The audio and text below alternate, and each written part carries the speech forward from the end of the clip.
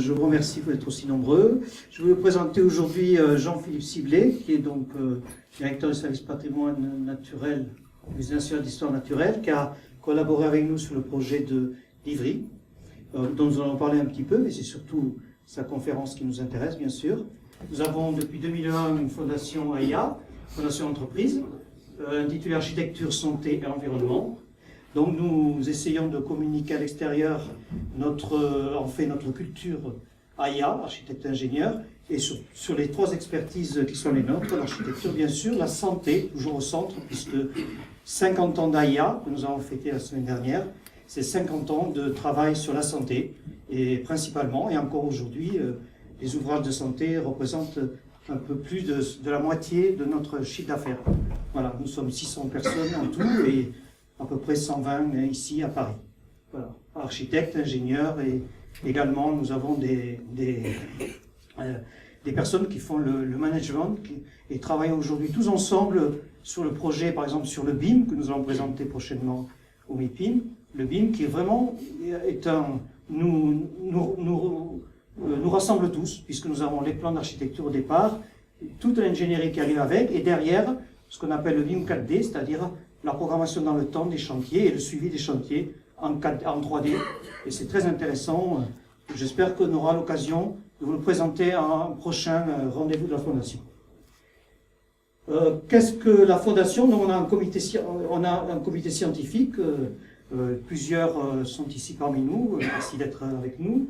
Également, nous avons des liens avec l'université, l'école d'architecture de Nantes, l'université technologique de Compiègne. Nous avons fait des interventions dernièrement, et l'école des études de santé publique à Rennes. 4 groupes de travail, Hospital Librairie qui a été présenté là, au dernier rendez-vous de la Fondation, en même temps que Soto-Dimura, qui a une intervention Soto-Dimura sur l'hôpital de demain. La flexibilité hospitalière qui est gérée par l'école des hautes études de santé publique de Rennes, qui est un travail sur la manière dont peut évoluer l'hôpital d'aujourd'hui. La dépendance autonomie qui va être un ouvrage qui devrait sortir au printemps et que nous vous présenterons plus précisément au prochain rendez-vous de la Fondation. C'est un ouvrage dont s'occupe donc Jérôme Bataille et qui sera présenté également avec la conférence de Gilles Berru, qui est le professeur Gilles Berru qui s'occupe du centre de gérontopole de Nantes. Et enfin, Santé Enjeux Urbains B2B, c'est un groupe de travail que j'ai géré depuis 2 ans avec mon équipe, là, qui est ici également, qui regarde comment la santé au sens large s'inscrit dans le territoire et surtout dans la ville, puisque bon, aujourd'hui l'urbain devient, comme l'a écrit également Jean-Philippe Siblet, on fait le monde de s'urbanise à vitesse grand V. Je crois qu'il y a 6 mètres carrés par seconde qui s'urbanisent, de terres arables qui sont urbanisées en France. Donc ça va très vite. Voilà. Bon, plusieurs interventions. On a eu bien sûr un grand succès avec le colloque France-Chine, celui de Pékin, et tout dernièrement celui à Paris, à l'Institut Imagine. On avait plus de 200 personnes, ça s'est très bien passé. Le compte-rendu est en train d'être édité, d'imprimé. Il sera diffusé, je pense, à partir de la semaine prochaine. Et puis, plusieurs interventions, Hôpital Expo, EcoCity à Nantes, MIPIM de Cannes, Sommet international d'innovation Compiègne. On a eu aussi la ville durable à Polytech et réinventer la ville durable à Marseille. C'est les principales conférences qui ont été faites sur le sujet.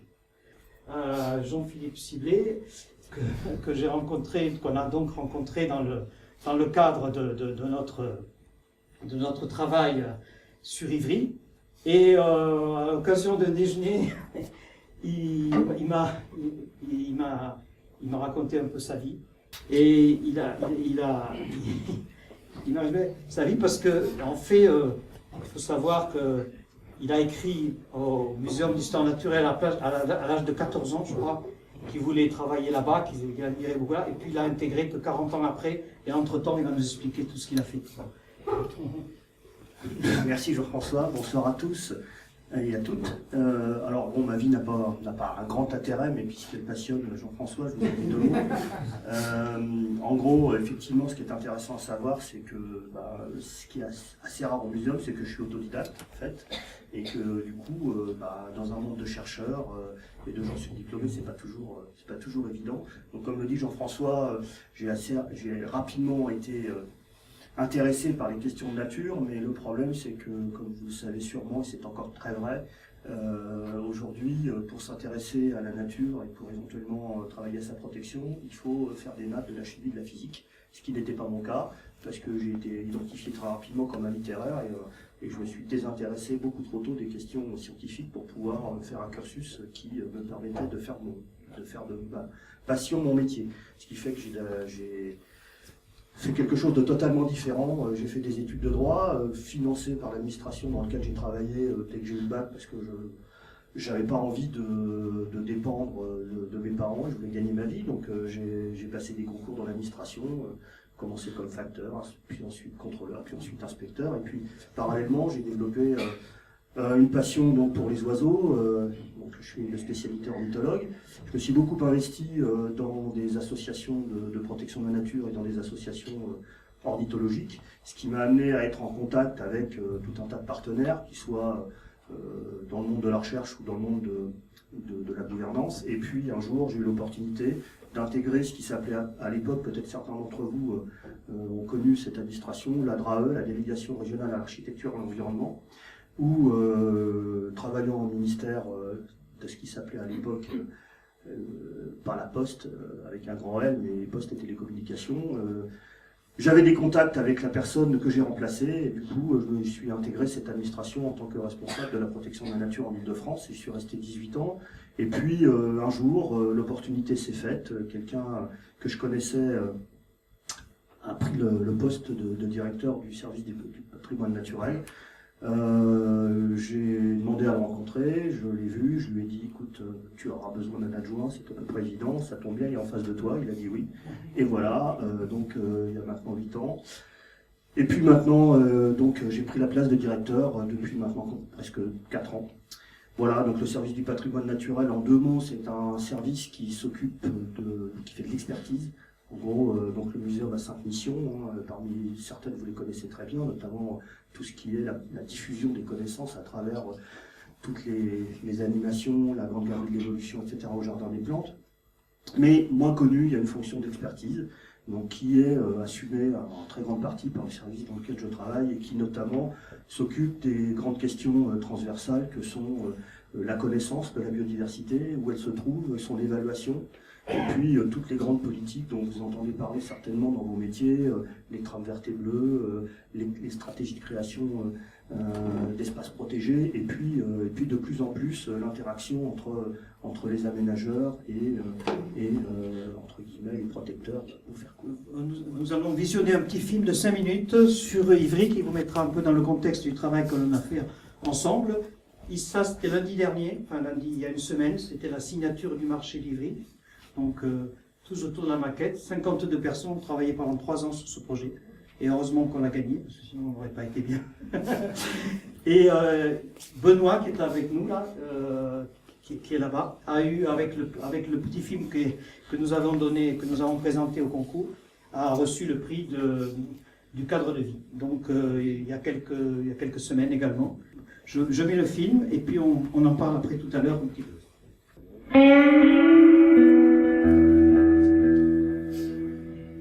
Les villes sont des formidables sources de richesse, énergétique, matière, organique. On ne peut plus aujourd'hui accepter qu'un déchet soit purement et simplement éliminé de la planète.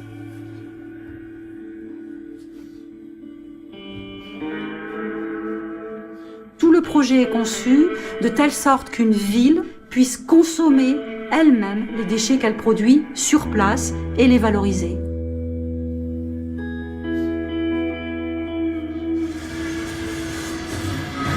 On a une usine qui fonctionne actuellement et il faut recréer une usine de valorisation énergétique sans arrêter le fonctionnement de la première.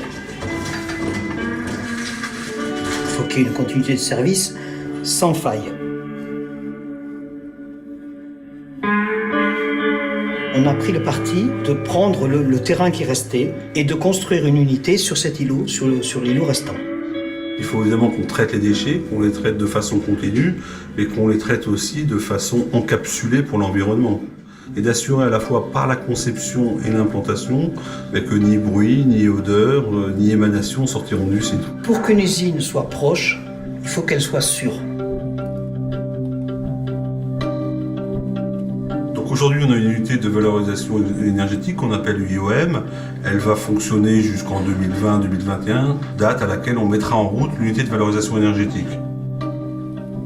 On peut le construire, on sait que ça fonctionnera et on sait que c'est quelque chose d'évolutif. Une fois que l'usine de demain est construite, aller finalement déconstruire l'usine actuelle et construire l'usine d'après-demain. Il y a à peu près 140 personnes qui travaillent sur ce site. Ils y travaillent dans de bonnes conditions aujourd'hui. Ce que nous leur assurons, c'est que le fait de la démolir ne va pas bouleverser leur quotidien. J'ai vraiment vu cette usine comme une partie de ville générée par la ville et utile à la ville. Et nécessaire à la ville, je dirais pas utile, nécessaire à la ville.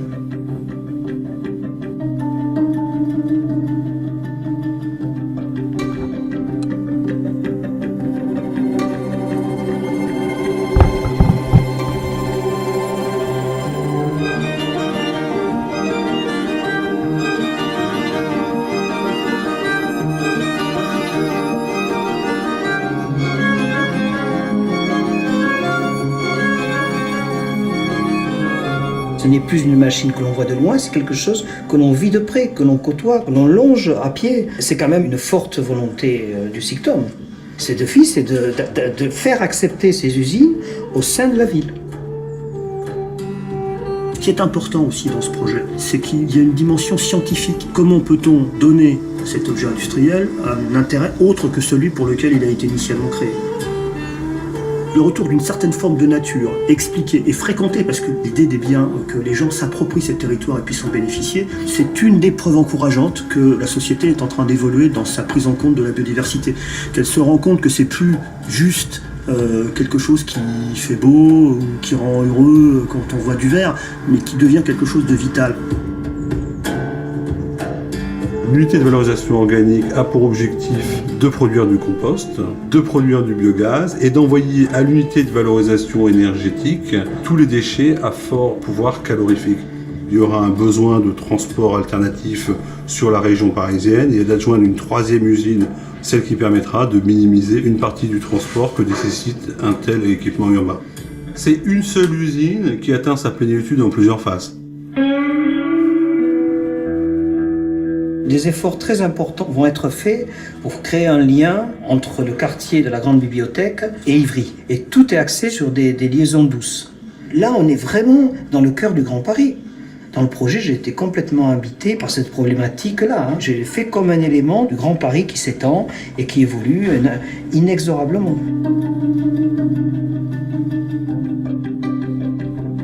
Cette usine, elle doit aussi permettre d'être visitée par des publics divers et qu'on puisse contribuer par nos circuits de visite à faire comprendre ce qu'est le déchet, pourquoi il faut traiter le déchet de cette façon et comment le public peut contribuer à améliorer le traitement du déchet.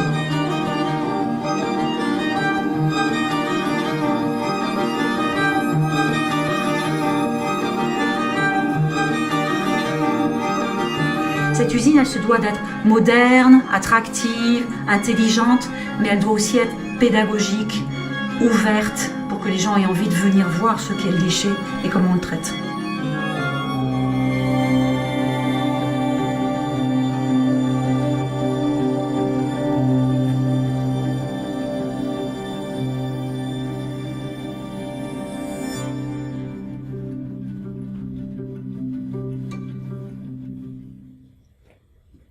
Voilà le film.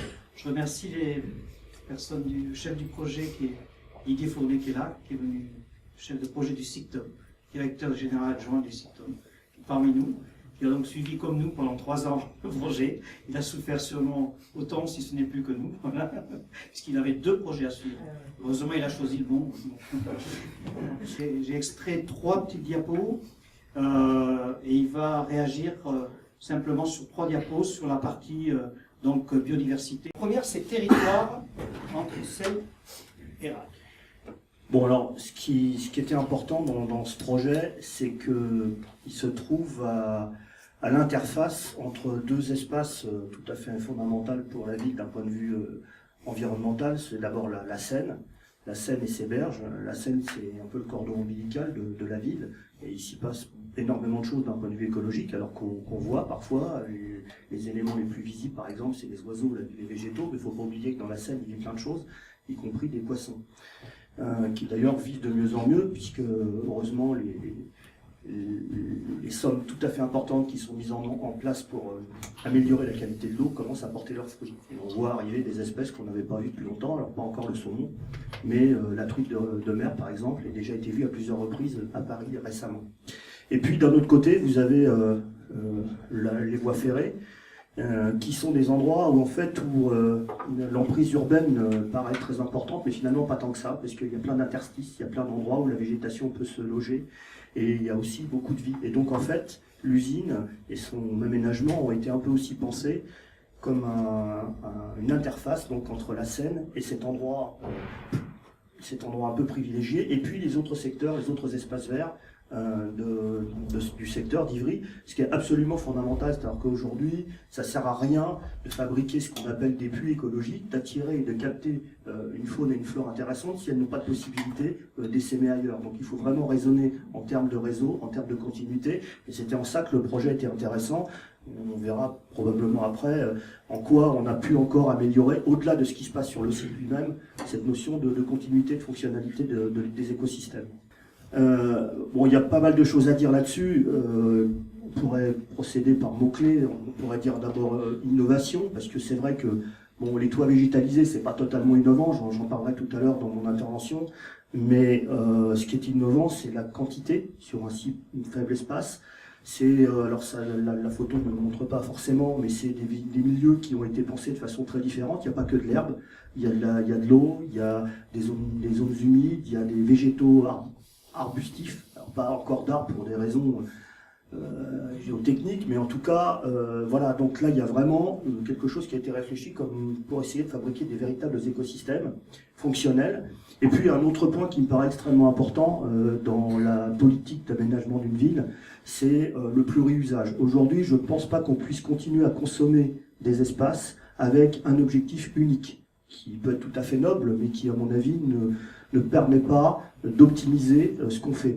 Je prends un exemple, un bassin de stockage d'eau pluviale. Aujourd'hui, si on fait simplement un bassin de stockage d'eau pluviale, on gâche l'espace. On peut aussi en faire un lieu intéressant d'un point de vue paysager, on peut en faire un endroit intéressant sur le plan de la biodiversité, on peut aussi le rendre attractif pour les gens. Et la plupart du temps, ce type d'espace sont des endroits qu'on interdit, sont des endroits qui sont finalement un peu confisqués, et je pense que c'est dommage. Et donc là, on a cette notion de pluriusage, comme ça a été expliqué dans le film, à la fois un usage qui est donc noble, le recyclage des déchets, mais aussi qui a une vie et a un intérêt sur le plan de la biodiversité, et qui au-delà de ça va aussi servir à la pédagogie qui va se faire sur le retraitement des déchets, donc les gens vont apprendre à savoir qu'est-ce que devient leur déchet une fois qu'ils l'ont mis dans la poubelle, mais aussi qui va permettre de communiquer sur la biodiversité urbaine. Donc là, on est vraiment dans le multi-usage, ce qui reste, somme toute, encore assez rare dans la façon dont on conçoit les aménagements urbains.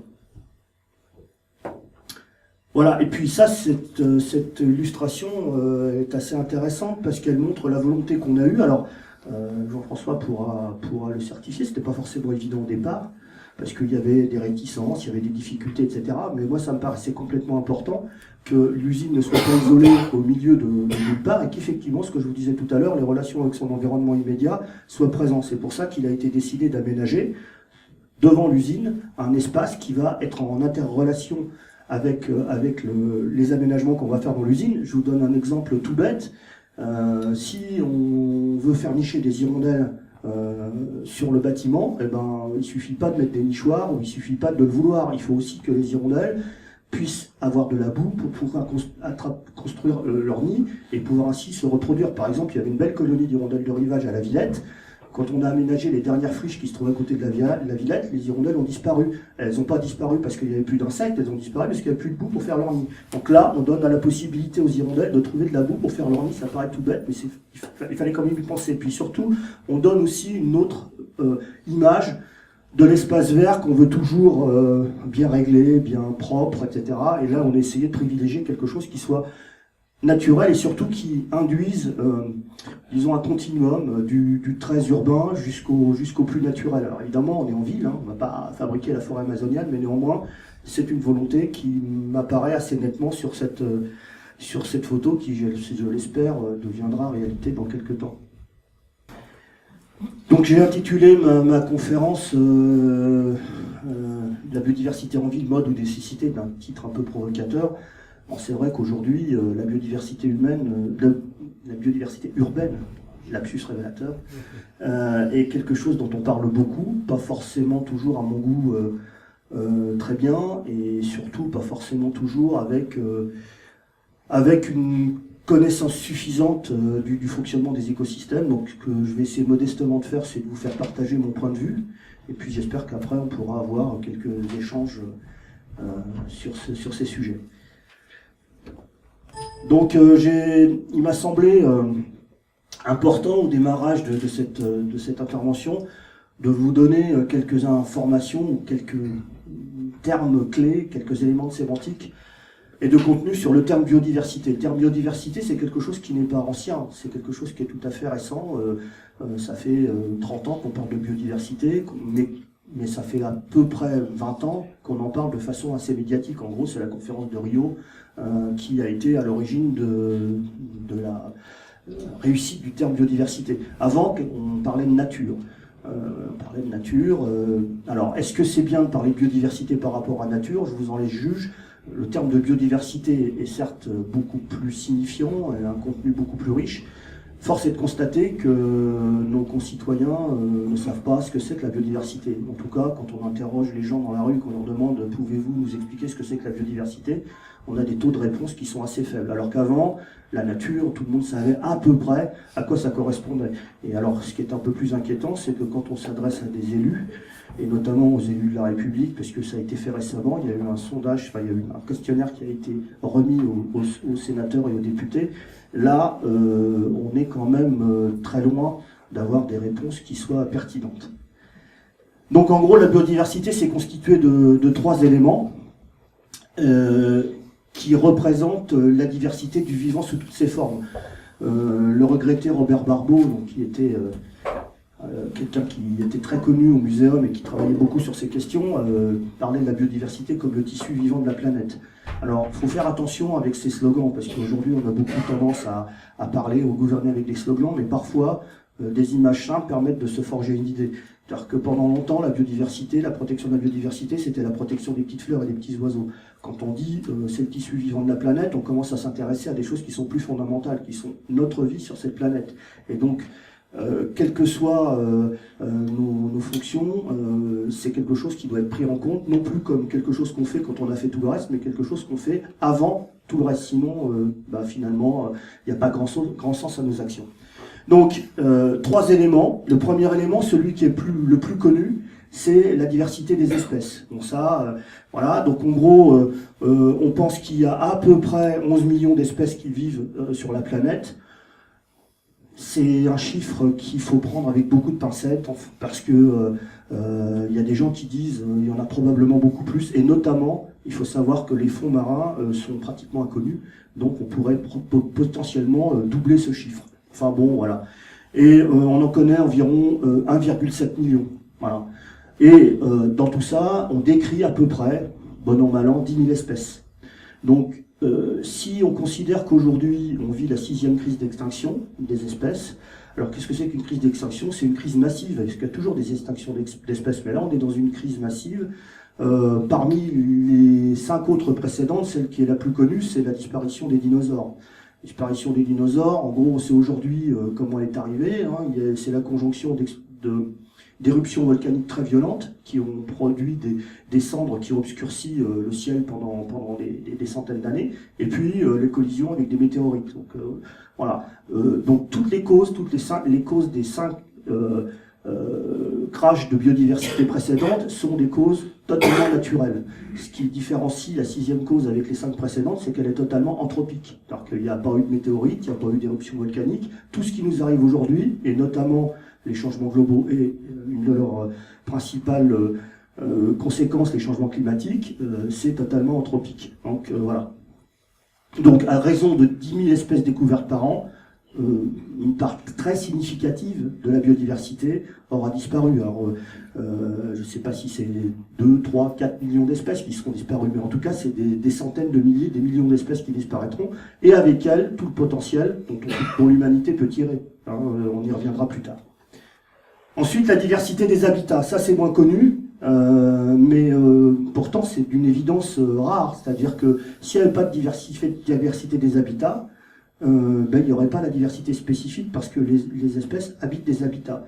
Et c'est un des problèmes que nous avons aujourd'hui dans la façon dont on prend en compte la biodiversité, c'est qu'historiquement, dans les pays développés, notamment en France, on a toujours pensé la protection de la nature et des espèces à travers justement ce prisme espèce centré. C'est-à-dire qu'aujourd'hui, vous avez des listes d'espèces protégées et assez peu de textes qui protègent les habitats. Et moi, je pense que c'est vraiment quelque chose sur lequel il faut revenir. D'abord parce qu'il y a beaucoup d'espèces et que ça devient impossible de gérer les choses espèce par espèce et que les habitats, c'est vraiment l'élément de base qu'il faut prendre en compte pour les politiques de protection et d'aménagement du territoire. Et puis, le dernier point, c'est donc la diversité génétique. Alors, ça commence un peu à percer, mais s'il n'y a pas ces 3 éléments, il y a quelque chose qui manque. Et la diversité génétique, c'est extrêmement important. Je vous prends juste un exemple. S'il n'y avait qu'une seule souche de blé, eh bien aujourd'hui, on n'en aurait plus parce que la première attaque virale, le blé aurait disparu. Même chose pour les platanes. À Paris, si on n'avait qu'un seul clone de platane, première attaque virale, on n'aurait plus de platane. Donc on voit bien, et si aujourd'hui on a certaines espèces végétales qui résistent, notamment des essences ligneuses qui sont victimes d'attaques bactériennes, eh bien on aurait des très très gros problèmes en sylviculture. Donc on a vraiment besoin de cette diversité génétique, et cette diversité génétique, elle commence à être de mieux en mieux connue, de mieux en mieux étudiée, à tel point qu'aujourd'hui on dispose de codes barres pour un nombre conséquent d'espèces, ce qui va permettre, par exemple, en matière d'inventaire, de ne plus simplement reconnaître les espèces quand on les a physiquement sous les yeux, mais éventuellement de faire ce qu'on appelle de l'ADN environnemental, c'est-à-dire que vous allez dans une mare, vous prélevez un peu d'eau, et vous l'étudiez, et vous allez avoir le code génétique de toutes les espèces qui ont fréquenté la mare dans les 3 derniers mois. Donc ça révolutionne quand même un peu les choses. Alors la biodiversité, elle est menacée, évidemment. Elle est menacée par différentes choses. En premier lieu, donc la destruction, la fragmentation et l'altération des habitats. Donc Jean-François le disait tout à l'heure, on a une vitesse d'altération et de modification des sols qui n'a jamais été aussi importante. Dans certains secteurs de la planète, c'est particulièrement important. Alors nous, on a l'impression qu'en France, les choses vont vite. Hein. On parle d'un département français tous les 10 ans, je crois, en urbanisation. Il faut voir que dans certains endroits, y compris dans des pays en voie de développement, c'est absolument effrayant. Donc là, il y a un vrai problème. Comment fait-on pour lutter contre cette altération qui encore une fois se manifeste de façon différente, parce qu'il y a des choses qui sont très visibles, hein, l'artificialisation des sols, mais il y a aussi la modification des capacités de déplacement des espèces par la fragmentation qui est extrêmement importante. L'introduction d'espèces, donc ça, c'est qu'elles soient volontaires ou involontaires, hein, c'est un peu, vous connaissez la mondialisation dans le domaine de l'économie, il y a la mondialisation dans le domaine de la biodiversité. On va vers une uniformisation des faunes et des flores, au profit d'espèces qui sont des espèces très dynamiques, qui notamment viennent d'autres continents, en particulier des États-Unis, et qui ont tendance à supplanter les espèces autochtones. Par exemple, un cas qui est pas très loin de chez nous, donc le cas de l'écureuil gris, qui a complètement ou pratiquement complètement supplanté l'écureuil roux en Grande-Bretagne, l'écureuil gris étant une espèce venant d'Amérique du Nord, avec comme conséquence un appauvrissement extrêmement fort des espèces avec lesquelles elle rentre en concurrence, et puis des problèmes Par exemple, c'est des animaux qui s'attaquent aux câbles électriques avec vraiment des très grands problèmes. C'est-à-dire que les gens qui travaillent, l'équivalent d'EDF en Grande-Bretagne, ils passent une partie de leur temps à réparer les câbles qui ont été grignotés par les écureuils gris, ce que ne font jamais les écureuils roux. La surexploitation des espèces, là, l'exemple assez facile, c'est les poissons, et notamment, par exemple, ici, je vous ai mis des thons, qui atteignent dans certains marchés japonais des sommes dont vous n'avez peut-être pas conscience.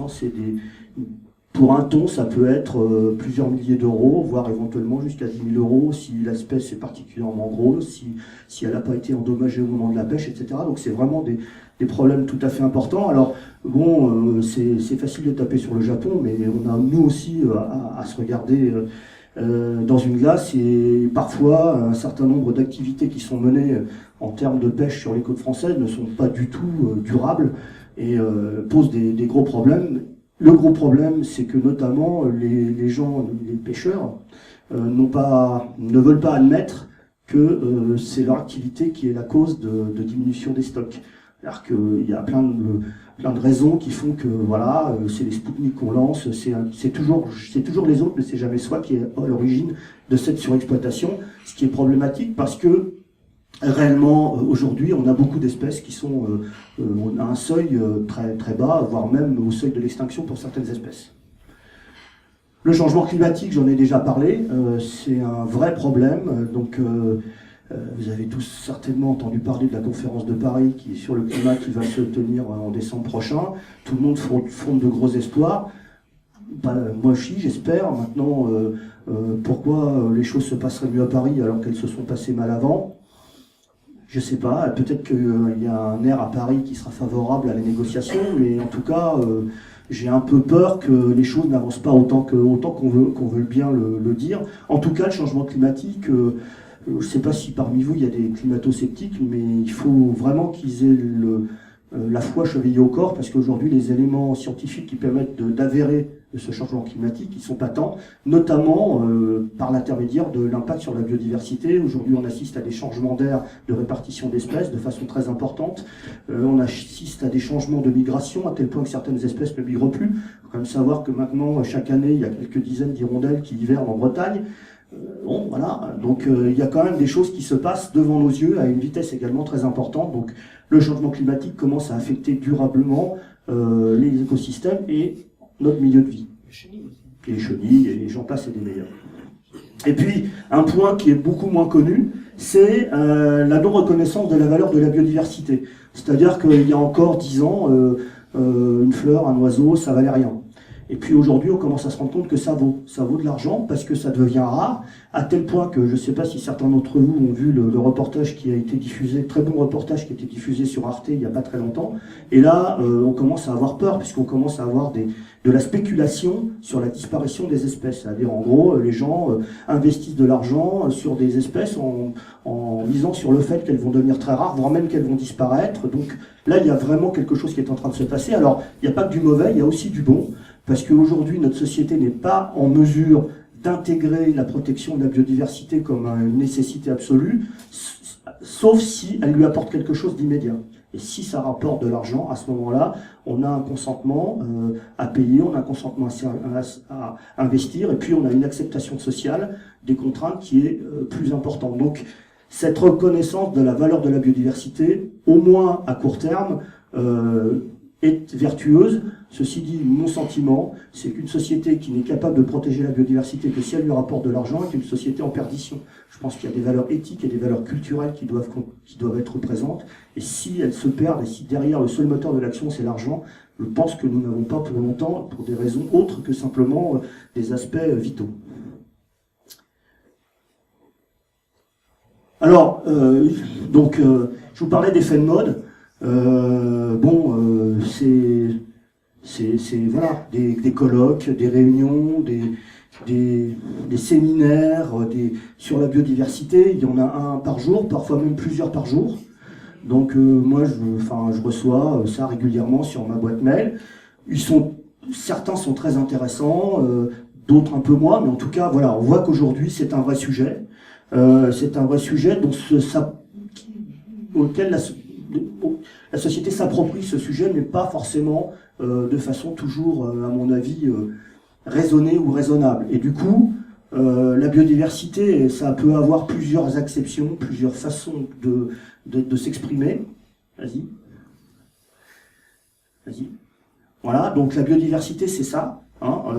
Ça, par exemple, il y a un professeur célèbre au muséum qui a fait toute sa carrière, qui s'appelle Paul Jovet, qui habitait dans l'Essonne, et qui a fait toute sa carrière sur la flore des pavés parisiens ou des murs, des interstices de murs. Et alors, on s'aperçoit que c'est un véritable trésor. Enfin, il y a des dizaines d'espèces, des centaines d'espèces qu'on peut trouver dans Paris intramuros, pour peu qu'on lui donne la peine de s'exprimer. Ce qui est de moins en moins le cas, parce que comme vous n'ignorez pas que les pavés, il y en a de moins en moins, et puis en plus les pavés, on les entretient, on les traite.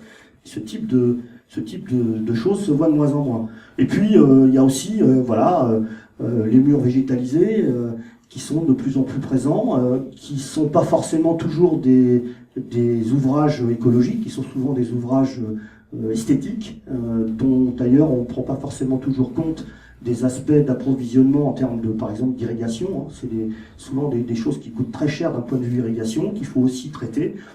Donc on est plutôt dans le verdissement que dans l'écologie. Et puis ça peut aussi, l'écologie, ça peut aussi, au pire, la nature en ville, ça peut être ça. Donc donc c'est un peu c'est mieux que rien, hein. C'est mieux que rien. Je veux dire, dans un espace comme ça, vous pouvez avoir jusqu'à 10 ou 15 espèces, ce qui signifie significativement plus que ce qu'il y a juste à côté. À côté, c'est 0, donc du coup, voilà. Mais bon, ça c'était un petit clin d'œil, c'est-à-dire que voilà, les gens, on peut faire pousser des plantes exotiques dans son jardin et avoir l'impression, ou dans une jardinière sur son rebord de fenêtre, et imaginer qu'on joue un rôle déterminant, ce qui n'est pas franchement le cas. Alors pourquoi s'intéresser à la biodiversité humaine? Qu'est-ce qui fait qu'on s'intéresse à ce sujet, et pourquoi ce sujet est-il émergent? Juste un point, biodiversité urbaine, c'est une facilité de langage, mais en fait ça n'existe pas. Grosso modo, il n'y a pas d'écosystème urbain et d'écosystèmes ruraux, il y a des écosystèmes. Alors certes, l'urbanité génère des contraintes, génère des difficultés, génère des appréciations différentes, mais bon, biodiversité urbaine, c'est aussi quelque part un effet de mode. Enfin, je l'utiliserai par simplicité, par facilité de langage. D'abord, pourquoi? Parce que 3/4 de la planète seront des urbains en 2050, donc s'intéresser à la nature là où vivent les gens, c'est pas complètement idiot. Parce que le besoin de nature fait l'objet d'une demande sociale en expansion. Alors c'est quoi le besoin de nature? Ça aussi, les sociologues ont des boulevards devant eux pour essayer d'étudier ce que ça veut dire. Les gens, la nature, ils en ont des appréciations très différentes. Il y a des gens qui vont en forêt et qui veulent avoir une forêt propre et pouvoir y aller avec des mocassins cirés sans se salir les pieds. Il y en a d'autres pour qui la nature c'est une pelouse tondue pour que leurs animaux domestiques aillent faire leurs besoins. Il y en a d'autres au contraire, c'est parce qu'ils espèrent avoir un endroit où ils vont pouvoir être au calme et lire un bouquin tranquillement. Enfin, il y a tout un tas d'acceptions de ce que c'est la nature, mais en tout cas ce qu'on est sûr c'est que les gens la réclament. Et de plus en plus de gens réclament ce besoin de nature. Et il y a maintenant d'ailleurs des indicateurs que vous connaissez sûrement dans vos métiers qui calculent le taux d'espace vert par habitant et qui en font un indice de qualité de vie. Parce que aussi la nature est un écosystème artificiel qui est complexe, donc qui est intéressant à étudier et qui est en relation avec son environnement proche. C'est-à-dire que ça aussi c'est quelque chose qu'on a tendance à oublier. Ça ne sert pas à grand-chose de s'intéresser à la biodiversité d'un square, d'une usine ou d'un territoire urbain si on n'envisage pas ses relations avec l'extérieur dans la ville, mais l'extérieur aussi autour de la ville et dans son environnement immédiat. Et les interrelations entre la ville et son environnement sont extrêmement importantes. Je vous donnerai par exemple un exemple. Aujourd'hui, il y a une réserve de biosphère qui est créée dans le pays de Fontainebleau et le Gâtinais. Et donc la zone de coopération de cette réserve inclut Paris, parce qu'évidemment, c'est les Parisiens beaucoup de Parisiens viennent en forêt de Fontainebleau, et si on n'intègre pas ce paramètre-là, on passe à côté de choses qui sont essentielles. Et puis parce que la nature en ville, elle offre des biens et des services que je détaillerai plus tard, mais qui sont de plus en plus connus et de plus en plus importants. Alors, je reviens juste sur l'aspect importance du phénomène. Donc ça, c'est issu d'une étude qui a été publiée récemment sous l'égide des Nations Unies.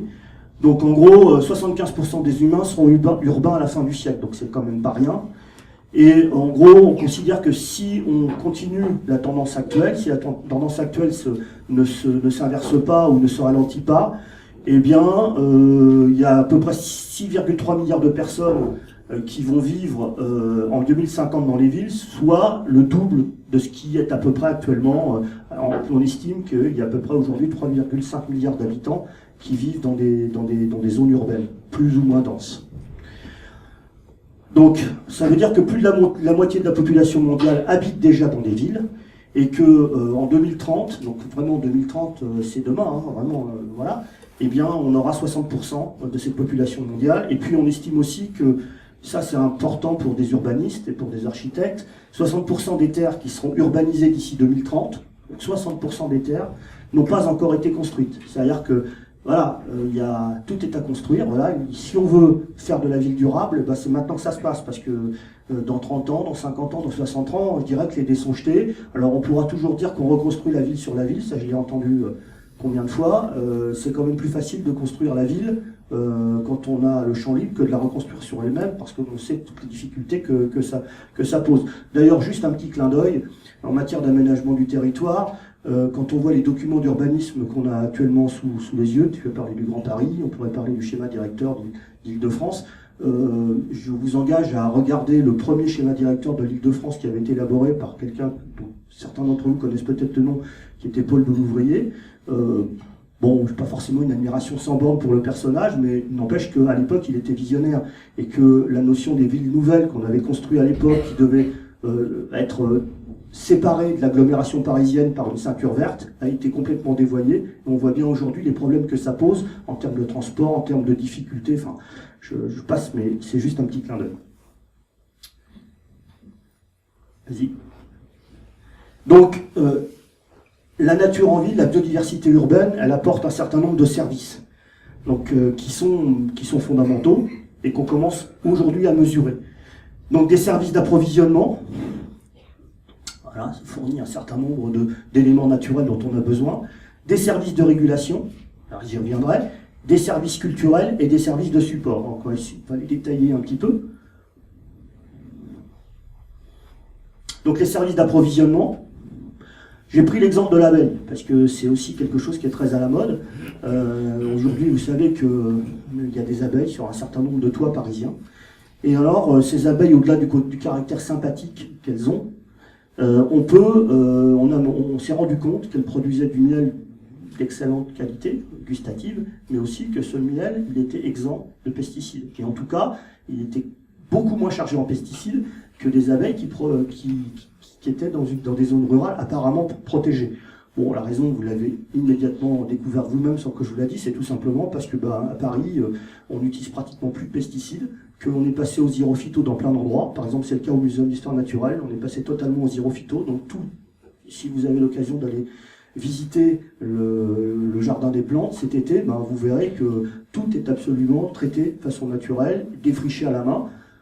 Alors, c'est parfois un peu pénible pour les jardiniers, mais d'une part, il y en a toujours des jardiniers, et il y en a pas, donc c'est pas mal pour eux parce qu'ils ont du boulot. Et puis, effectivement, ça donne quand même des résultats qui sont intéressants d'un point de vue biodiversité, d'ailleurs qu'on a mesuré récemment, mais ça c'est une autre histoire. Donc en tout cas, voilà, on peut produire du miel exempt de pesticides dans une ville comme Paris, et surtout ce qui est intéressant, c'est que les abeilles peuvent continuer à y vivre et à y trouver de quoi, trouver suffisamment de pollen pour produire le miel. Bon, c'est un exemple, j'aurais pu vous en aider d'autres. Les services de régulation, eux aussi, vous les connaissez. C'est par exemple les fonctions de lutte contre les crues. Donc en gros, là ce que vous avez, c'est la ville de Sète, donc qui est ici. Et puis tout ce que vous voyez en zone rouge, ce sont des zones qui sont potentiellement submersibles en cas de montée des eaux. Et tout ça, c'est des zones qui sont pour l'essentiel, comme vous le voyez ici, et là, des zones naturelles, donc qui constituent des zones d'expansion des crues, tout à fait importantes pour la ville et qui sont évidemment aussi des écosystèmes remarquables. D'ailleurs, ce sont des écosystèmes qui sont remarquables parce qu'ils sont inondables. S'ils ne l'étaient pas, ils seraient beaucoup moins intéressants. Il faut bien comprendre que la crue est vécue comme une catastrophe lorsqu'elle n'est pas prévue, lorsqu'elle n'est pas intégrée, mais pour les écosystèmes, c'est un moyen de remise à zéro et c'est le moyen de maintenir des milieux pionniers de grande qualité. Et puis, c'est aussi un moyen de... La ville héberge des espèces remarquables, des espèces intéressantes, et on commence aujourd'hui à en être conscient et à l'étudier. Donc il y a tout un tas d'ouvrages qui ont été parus récemment, l'Atlas de la nature à Paris, l'Atlas de la flore sauvage du Var-de-Marne ou les oiseaux nicheurs de Paris, qui mettent en évidence que Paris, c'est loin d'être quelque chose qui est... ou sa banlieue qui est vide d'intérêt. Voilà, il y a plein d'espèces qui s'installent, il y a plein d'espèces qui y vivent. On a fait des découvertes tout à fait étonnantes, comme par exemple la reproduction du martin pêcheur qui réussit à nicher dans les berges parisiennes dans des conditions un peu acrobatiques, parce qu'en gros il a utilisé un tuyau d'évacuation des eaux pluviales dans une berge, mais il a réussi quand même à mener sa couvée à son terme, ou bien, cas plus connu, le faucon pèlerin qui commence à s'installer, et notamment sur les tours de la Défense. Donc voilà, quand on donne une chance à la nature, elle peut reprendre ses droits, et il y a ce qu'on appelle dans notre jargon une résilience qui est plus ou moins grande, c'est-à-dire la capacité pour la nature de se reconstituer à condition qu'on lui en donne la possibilité. Voilà, alors là, quelques chiffres pour illustrer tout ça. Par exemple, à Bruxelles, plus de 50% de la flore de Belgique a été trouvée donc intramuros, enfin, sachant que Bruxelles, ça inclut une forêt, ça inclut un certain nombre d'écosystèmes naturels. On aurait pu par exemple prendre Berlin. Berlin, c'est pas la nature dans la ville, c'est la ville dans la nature. En Berlin, c'est essentiellement une forêt au sein de laquelle on a construit une ville. Mais en tout cas, voilà, donc ça illustre aussi, enfin, par exemple Paris, c'est aussi les deux grands bois qui ont été pensés comme les poumons dont on parle tout le temps, mais qui sont réellement des vrais poumons, en tout cas pour la biodiversité. Et puis, Mexico, qui est quand même pas réputé pour être la ville la plus propre et la plus exempte de pollution au monde, quand même, on s'aperçoit que on a 2% des espèces connues au monde à l'intérieur de la ville de Mexico. C'est des chiffres qu'on n'a pas forcément en tête. Par exemple, 3000 espèces de plantes, 350 de mammifères, 316 espèces d'oiseaux. Alors évidemment, sur un territoire qui est quand même conséquent, puisque c'est près de 1500 km², mais quand même, quoi. Ça prouve que si on donne sa place à la nature, elle est capable de vivre dans des écosystèmes urbains. Et puis, c'est un sujet donc, qui vous est cher, donc j'ai un petit peu insisté là-dessus. Donc la ville offre aussi, la biodiversité en ville offre aussi des intérêts pour la santé humaine. Alors on connaît par exemple, on sait aujourd'hui qu'on a des gros problèmes de qualité de l'air, et on sait aussi que plus on a d'espaces verts, plus on a d'arbres, plus on a d'espaces naturels, moins par exemple on a de problèmes d'asthme ou d'allergie. Ça a été prouvé de façon absolument claire. Et puis, il faut savoir aussi que quand vous avez des milieux naturels fonctionnels, c'est bon pour l'assainissement. Quand vous avez de l'artificialisation et que vous n'avez pas les moyens de traiter les déchets, comme on l'a vu tout à l'heure, pas les moyens de traiter l'eau potable, eh bien vous avez des maladies qui se développent, choléra, dysenterie, paludisme. Si vous avez des milieux naturels fonctionnels, vous n'avez pas ces problèmes-là. Le paludisme n'existe que dans des zones qui ne sont pas fonctionnels. Si c'est fonctionnel, vous avez les moustiques certes, mais vous avez les animaux qui viennent les réguler, et tout ça fonctionne beaucoup mieux, et du coup la vie est beaucoup plus saine dans des villes qui possèdent des milieux naturels fonctionnels. Alors les services culturels, évidemment, ils sont très importants. Je voudrais juste vous narrer une anecdote. Aujourd'hui, il y a des jeunes ou des très jeunes dans les banlieues qui ne savent pas que le lait, ça sort du pied des vaches. Vous leur dites, tu vas boire du lait de vache. Ils disent, non, je veux du lait en brique. Pas du lait de vache, c'est sale, non, j'en veux pas. Donc on est hors sol, c'est-à-dire que les gens sont dans un monde virtuel de l'ordinateur, des jeux vidéo, et le monde virtuel parce qu'ils ne savent pas d'où ils sortent. Ils ne voient plus les étoiles, la pollution lumineuse les empêche de les voir. Ils voient plus le milieu naturel dans lequel ils sont, et du coup ça génère des problèmes. Je pense que très clairement, plus de nature dans les villes aurait un caractère apaisant et probablement parviendrait à résoudre peut-être certains problèmes qu'on constate aujourd'hui. Alors modestement, mais en tout cas je pense que ça joue un rôle. Et je crois que ces espaces verts de proximité sont extrêmement importants dans leur caractère pédagogique, mais aussi culturel. Regardez la littérature, regardez les arts, regardez l'inspiration. Les gens, c'est très rare qu'ils peignent que du minéral. Ils peignent du minéral et généralement du végétal ou de la vie.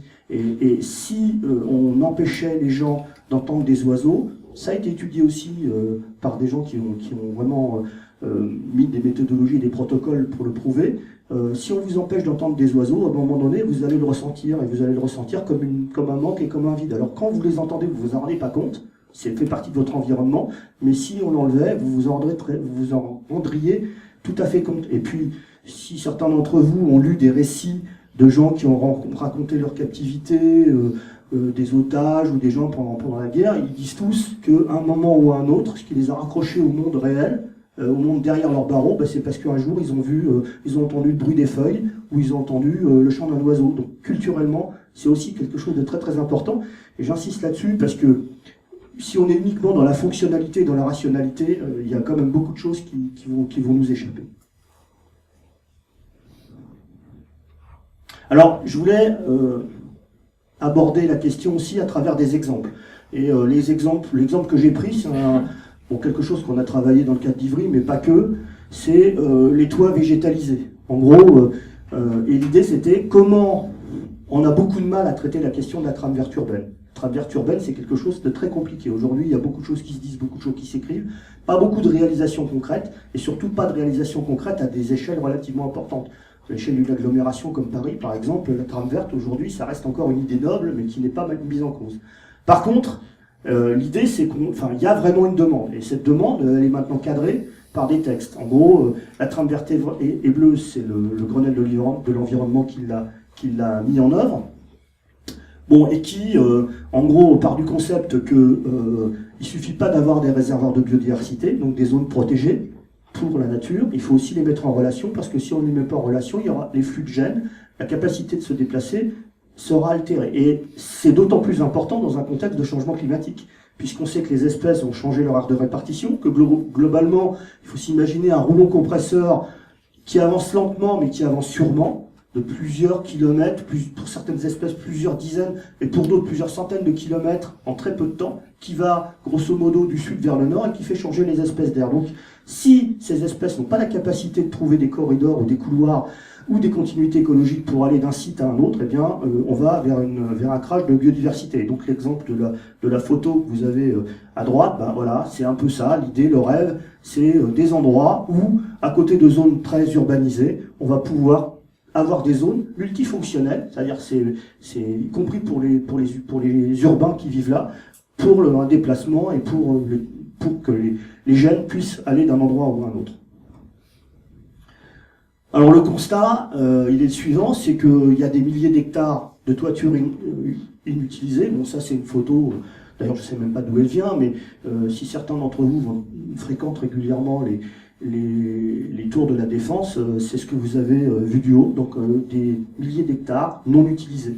Voilà, des toits où il se passe pas grand-chose, ou quasiment rien d'un point de vue biodiversité, donc ça c'est le constat. Vas-y. Et donc la solution, c'est de se dire pourquoi on ne pourrait pas valoriser ces toitures de façon écologique. Alors, une fois qu'on a posé la question, eh bien on dit non, mais on n'a rien inventé. Ça c'est des photos, par exemple, ça c'est en Islande, bon, ça c'est en Normandie, ça doit être en Écosse. Ça fait longtemps que les gens savaient que végétaliser les toitures, ça avait un intérêt esthétique, mais ça avait aussi un intérêt pour l'énergie, pour l'économie, et puis pour tempérer les températures très hautes et les températures très basses. Donc on n'a rien inventé, ça c'est des choses qui ont 2 ou 3 siècles. Hein. Donc on se dit, pourquoi on ne pourrait pas imaginer ça chez nous à une échelle beaucoup plus vaste. Et alors on s'est mis à faire des choses. Alors au départ, on a fabriqué du béton vert, c'est-à-dire qu'en gros, on installe du sédum et puis ça fait vert. Mais d'un point de vue biodiversité, il y a 1 ou 2 espèces, il n'y a pratiquement rien d'autre, ça coûte relativement cher à entretenir Et on est vraiment dans l'esthétique. Ensuite, on a commencé à réfléchir à des choses un peu plus diversifiées. Vous voyez plusieurs espèces plantées, des hauteurs de végétation un peu différentes, mais ça reste encore très léché, très géré. On a commencé aussi à installer une végétation arbustive, qui en gradin, qui permet également aussi d'avoir une réflexion sur la façon dont on gère tout ça, parce que c'est pas le tout planté. Juste vous donner aussi l'anecdote que peut-être certains d'entre vous connaissent. Je la connais parce que c'est un de mes amis qui a travaillé dessus. Quand on a fait le palais omnisport de Bercy, on a mis des pelouses, comme vous le savez. Seulement, personne n'avait imaginé de savoir comment on allait les tondre. Donc il a fallu inventer les tondeuses qui permettaient de tondre la pelouse. Bon, voilà. Et puis maintenant, on a commencé un peu à diversifier et à voir s'installer sur certains toits une végétation, on pourrait qualifier d'autochtone, qui petit à petit s'enrichit et qui surtout s'entretient d'elle-même. Il n'y a pratiquement pas d'intervention à faire. C'est quelque chose qui se développe naturellement. Voilà d'autres exemples. Alors, bien évidemment, là, c'est des photos, ça n'existe pas dans la réalité, c'est des photomontages, mais ça reste complètement réaliste. Il y a certains quartiers aux États-Unis, dans certaines villes, où on n'est pas très très loin de ça.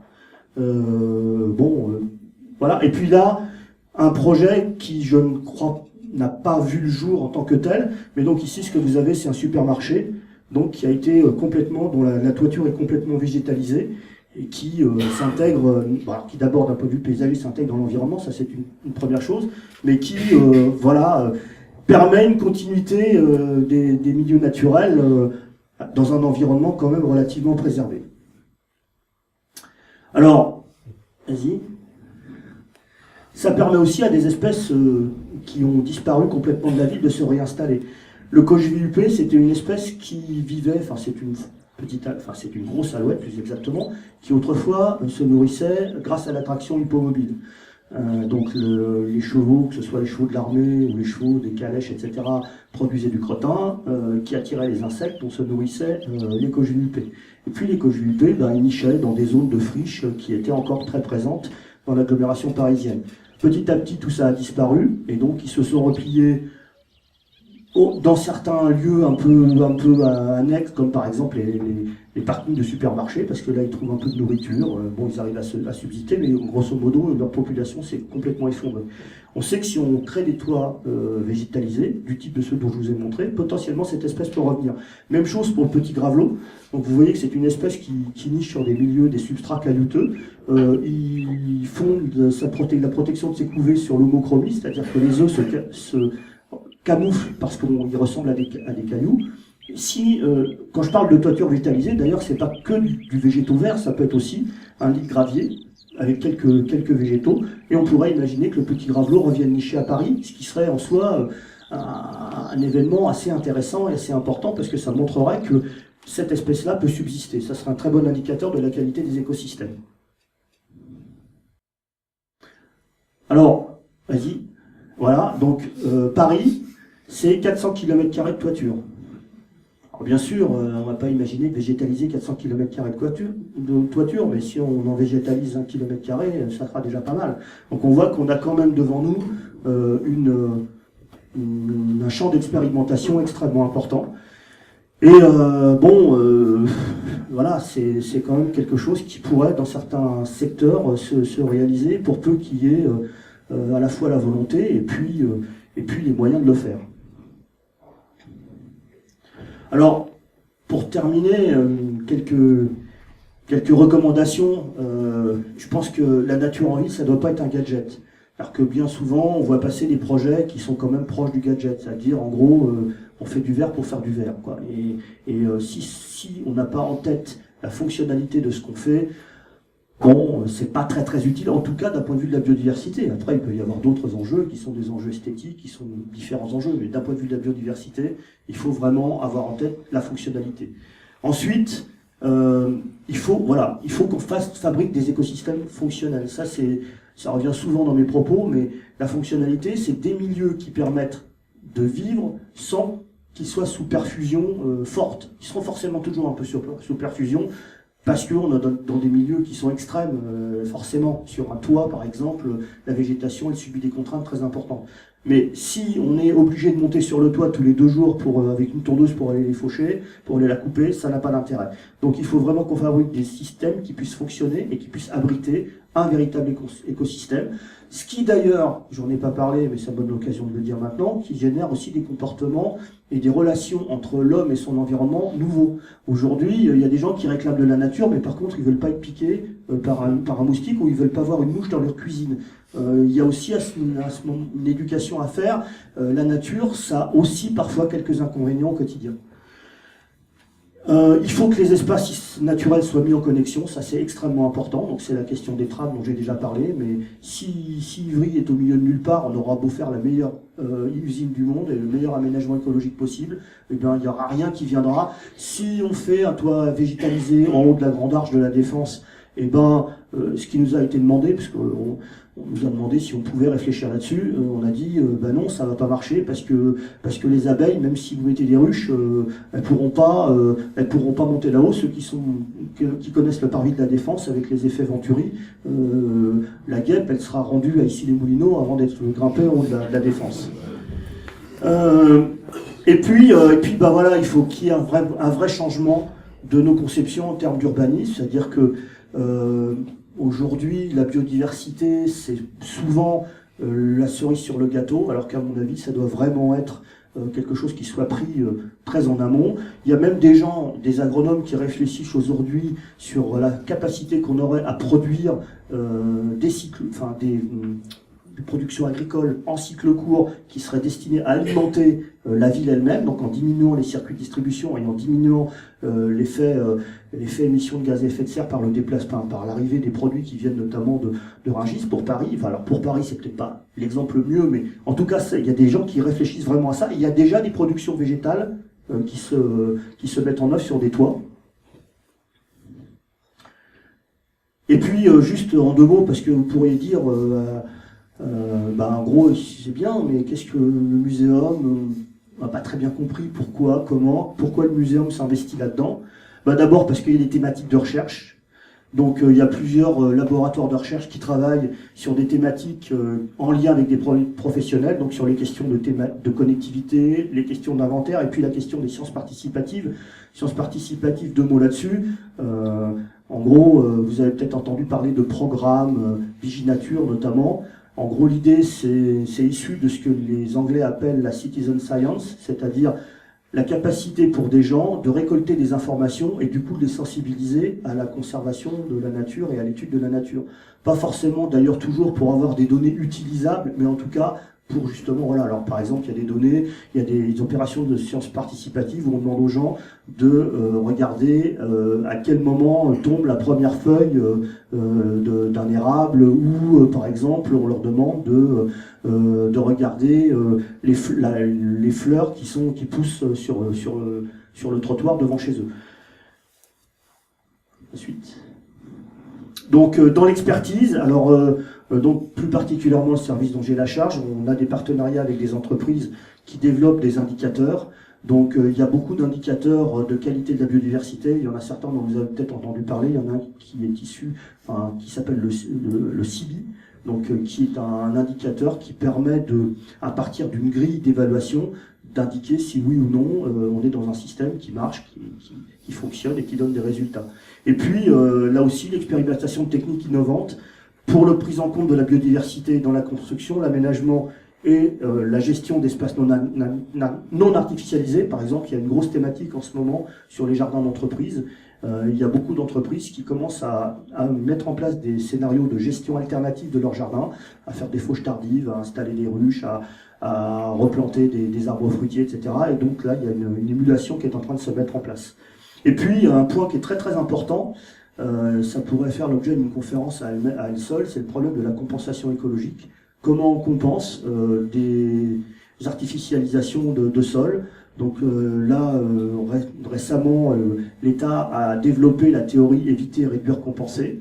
Donc éviter, on sait ce que ça veut dire, hein, c'est essayer d'éviter d'impacter des secteurs de grande valeur. Réduire, on sait aussi ce que ça veut dire, c'est essayer de faire en sorte que son impact soit minimisé. Compenser, c'est beaucoup plus difficile. On compense quoi, comment, quels sont les facteurs qui permettent de prendre en compte des éléments objectifs pour la compensation. Et donc tout ça, c'est des sujets qui sont en cours d'étude au muséum.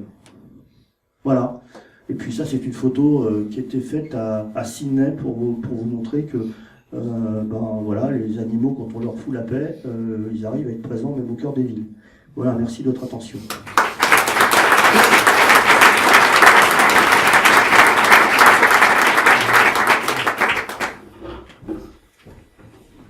Merci Jean-Philippe. Donc, est-ce qu'il y a des questions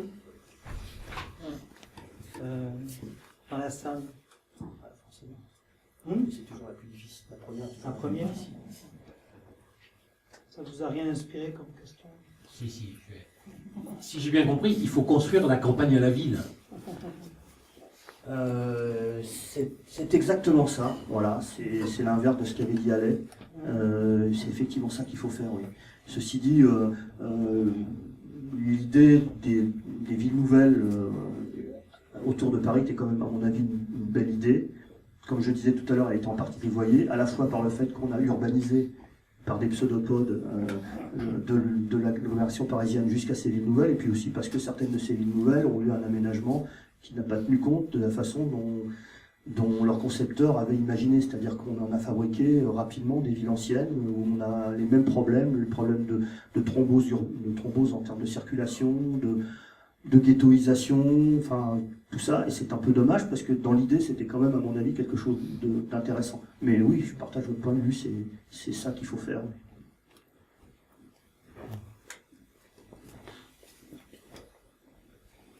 Sur la question des toits végétalisés, je sais que dans les pays voisins du nôtre, on a imposé, je crois, pour les toits plats, un pourcentage de végétalisation.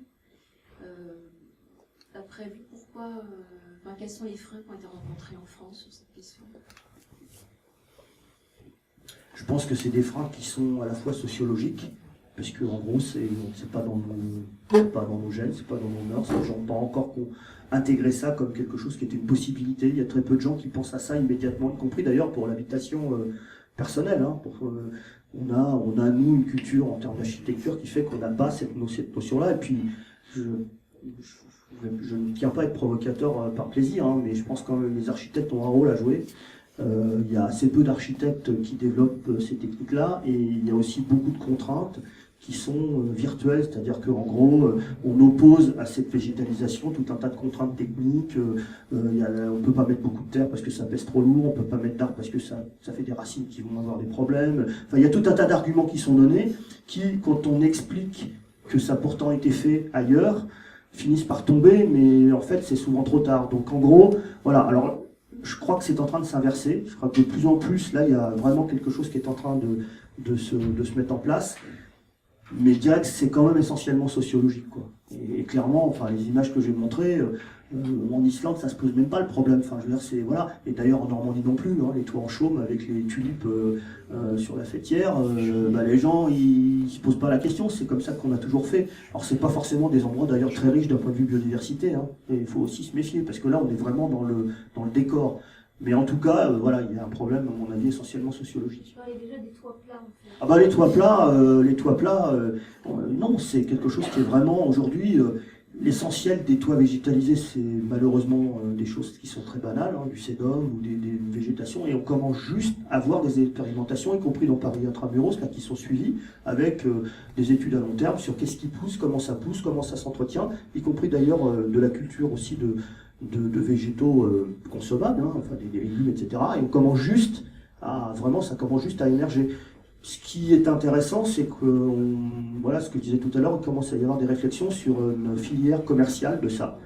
Et donc si ça commence à trouver un intérêt, moi je sais pas, je dis ça, si demain c'est à la mode d'acheter chez Fauchon des carottes produites sur un toit, voilà, du coup il y aura une appétence pour ça et ça va se développer. Mais pour l'instant, c'est vrai qu'on n'est pas tellement là-dedans.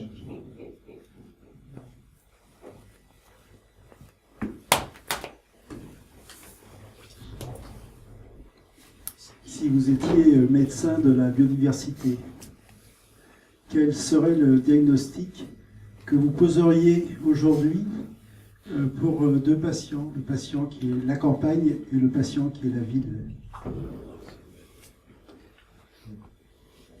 Bon, alors, je suis pas médecin, mais je vais quand même répondre à votre question. Alors, pour ce qui est de la nature, je dirais hors ville, la nature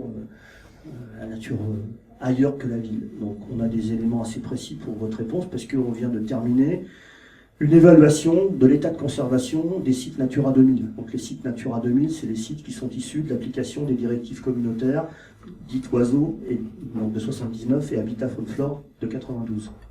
Ça représente à peu près 20% du territoire national, pour faire court. Sur ces 20%, on estime que les espèces et les habitats qui sont visés dans les annexes de la directive sont en mauvais état de conservation à hauteur de 75%. Donc il y a 3/4 des espèces qui sont visées par les directives habitat qui vont mal. Donc le diagnostic du médecin, il n'est pas bon. Voilà. Il n'est pas bon et surtout, il ne voit pas trop le médecin comment on va faire pour améliorer les choses à court terme. C'est ça qui est plus inquiétant. Après, dans la ville, paradoxalement, ça va probablement mieux. C'est-à-dire que, évidemment, il y a moins d'espèces patrimoniales, comme on les appelle, il y a moins d'espèces rares, mais celles qui y sont, paradoxalement, vont mieux pour plusieurs raisons. Celles que j'ai évoquées tout à l'heure, notamment par rapport aux traitements, aux pesticides, aux produits divers et variés. Et puis aussi parce que finalement, la demande sociale s'exprime de façon plus importante. C'est-à-dire que les gens, quand ils sont carencés en milieu naturel, quand ils en ont à côté de chez eux, ils le protègent. D'ailleurs, je ne l'ai pas dit dans ma présentation, mais il y a un point qui est important à savoir, c'est que pourquoi c'est important de protéger la biodiversité urbaine? Parce que si on prive les gens de la nature, ça fait l'objet d'une thèse au muséum il y a 2 ans, au bout de quelques mois, quelques années, ils perdent totalement le sentiment d'intérêt. C'est-à-dire qu'ils s'en passent, sans comprendre qu'est-ce qui manque, sans comprendre la carence que ça crée chez eux, mais ils s'en passent. Donc c'est très important d'éviter de rompre ce cordon ombilical, parce que vous avez vu 75% de la population, donc à un moment, si 75% de la population n'a plus de consentement à payer pour la protection de l'environnement, on voit bien ce que ça va donner comme résultat. Donc en ville, paradoxalement, les choses vont mieux, mais c'est quand même aussi un constat en trompe-l'œil, parce que ça va mieux par rapport à des espèces qui sont des espèces résistantes, qui sont des espèces plutôt ubiquistes, c'est-à-dire qu'on va trouver dans un grand nombre de milieux. Je dirais que toutes les espèces un peu typiques, un peu pionnières ou un peu rares, ont quand même tendance à régresser. Voilà un peu le diagnostic que je poserais. Carlos ?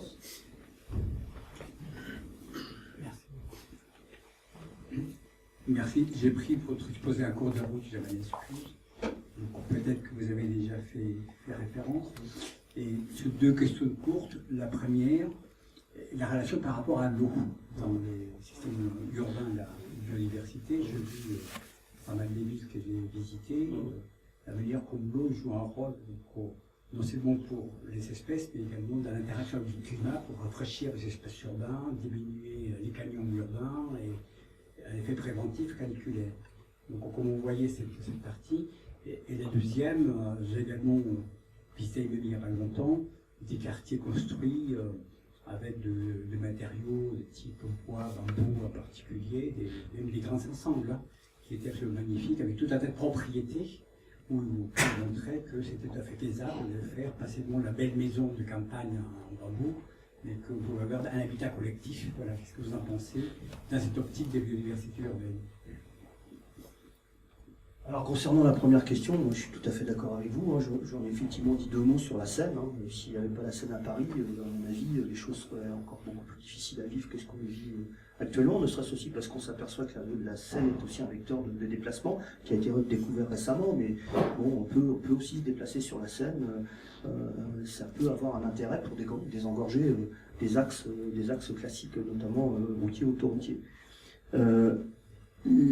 L'eau, jusqu'à un passé récent, on lui a tourné le dos, on l'a un peu nié, on l'a muselé, on l'a canalisé. C'est pas le cas partout. Je pense par exemple à une agglomération comme Nantes. Nantes a une relation à la rivière qui est un peu différente de Paris ou d'autres espaces. Il y a d'abord l'effet des marées, il y a des zones de liberté. C'est aussi un peu moins, mais à Bordeaux, il y a aussi ça. Dans la Seine, aujourd'hui, le Grand Paris travaille aussi sur la renaturation des berges de Seine. Et il y a des projets qui vont même jusqu'à envisager de casser des digues et de recréer des espaces de liberté de la rivière. Moi, j'y suis extrêmement favorable. Après, il va falloir le vendre, hein, parce que c'est pas très évident. Autre exemple, la Bièvre. Hein, la Bièvre, on n'était pas capable, c'était un égout à ciel ouvert, on l'a caché, on l'a carrément recouvert. Maintenant, aujourd'hui, on réfléchit à la façon dont elle a déjà été en partie réouverte, et l'idée, ça serait de la réouverte jusqu'à sa confluence avec la Seine. Ça montre bien que nos relations avec la rivière sont en train d'évoluer, et ça montre bien que l'eau est quand même un élément extrêmement important. Donc voilà, et puis après il y a d'autres exemples, par exemple les buttes de Chaumont, on sait que par les buttes de Chaumont, tout ça c'est complètement artificiel, il y a peu de gens qui le savent, mais c'est quand même une carrière au départ, qui a servi aussi à construire Paris, et s'il n'y avait pas l'eau au buttes de Chaumont, il y aurait toute une biodiversité qui ne pourrait pas s'exprimer, je pense que l'agrément que les gens y trouveraient ne serait pas le même. Autre exemple, le parc des Beaumonts à Montreuil-sous-Bois, assez rapidement les gens ont trouvé, y compris d'ailleurs les naturalistes, hein, pas que les gens qui fréquentaient le parc pour leur plaisir, ont créé une petite rivière artificielle pour à la fois animer le site et en même temps pour apporter une richesse. Donc oui, l'eau c'est vraiment extrêmement important. Malheureusement, pas souvent pris en compte à l'aune de ce qu'il faudrait, notamment avec des moyens. Voilà. Alors après, heureusement, comme je disais tout à l'heure, l'argent qui a été mis pour épurer l'eau porte ses fruits, parce que c'est vrai qu'aujourd'hui, je ne sais pas si M. Chirac pourrait se baigner, mais en tout cas, je pense que s'il s'y baignait, il n'en mourrait pas, donc c'est déjà quand même plutôt une bonne chose. D'ici à ce qu'on puisse se rebaigner dans la Seine, comme c'était le cas, et moi je l'ai fait à proximité, à environ 80 km d'ici, hein, Samois-sur-Seine et Récy-sur-Seine, quand j'avais 8-10 ans, tout le monde le dimanche se baignait dans la Seine et s'y trouvait bien. On n'en est pas encore là, mais je pense que potentiellement on pourrait le faire sans en avoir, avec un minimum de précaution, mais sans en être malade. Et concrètement, il y a effectivement beaucoup de choses qui reviennent. La deuxième question, ça aussi c'est un problème de culture. Hein. Pourquoi en France on a cette culture de la clôture, du camouflage, soit par des murs, soit par des tuyas qui sont finalement du béton vert. Ça c'est typiquement français. Si vous allez aux Pays-Bas, les gens ils mettent pas de clôture, d'ailleurs ils mettent même pas de rideau aux fenêtres. Donc c'est aussi une question de voilà. Et notre rapport au végétal, c'est culturel, hein, c'est culturel y compris dans l'aménagement des parcs de jardins, des parcs de châteaux. Il y a les jardins à la française et puis les jardins à l'anglaise. Et la différence, elle est évidente. Dans un jardin à la française, c'est très beau, très léché, etc. Pas beaucoup de biodiversité. Dans un jardin à l'anglaise, il y a beaucoup de biodiversité. Et ça, culturellement, ça s'explique. Si vous faites un micro-trottoir, on peut s'amuser à le faire dans la rue de la Convention, vous interrogez 100 personnes et vous leur demandez de vous dire 10 noms d'oiseaux. Assez rapidement, ils vont vous dire le coq, la poule, il y en a peut-être un qui va penser à l'autruche, il va dire le rouge-gorge, peut-être les plus évolués, il va aller jusqu'au merle, et après ça va s'arrêter. Vous interviewez, faites le même micro-trottoir en Angleterre, le type ou la dame va vous citer 10, 15, 20, 30 espèces, et pratiquement un Anglais sur deux a une mangeoire dans son jardin et passe une partie de son dimanche à regarder les oiseaux qui viennent dans sa mangeoire avec une jumelle.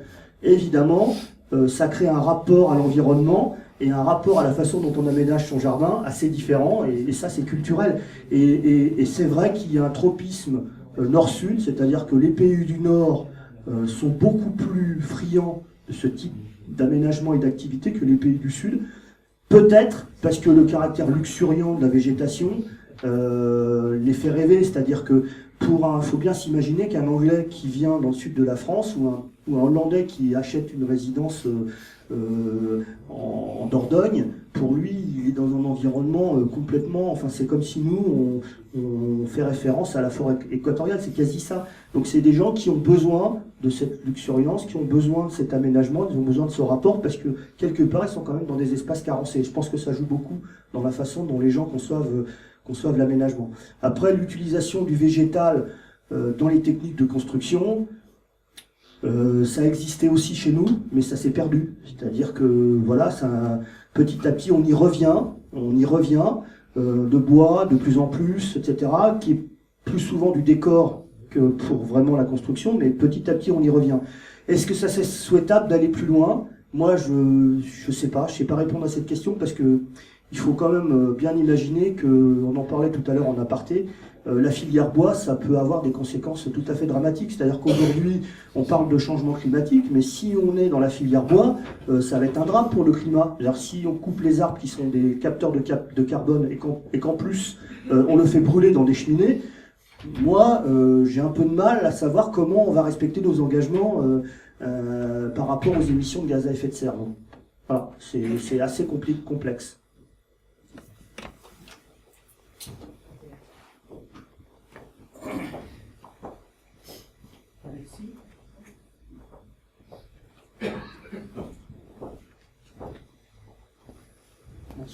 Bonsoir, merci pour cette présentation. Moi j'ai la chance de représenter un cabinet d'ingénieurs conseil dont la maison mère est suisse, donc avec un fort rattachement à l'aspect culturel et environnemental. Une des difficultés quand même à laquelle on est confronté souvent, c'est la discussion en phase de l'étude de conception entre des mondes différents qui sont ceux de l'ingénierie, le maître d'ouvrage, on rajoute les élus et après les services de l'État.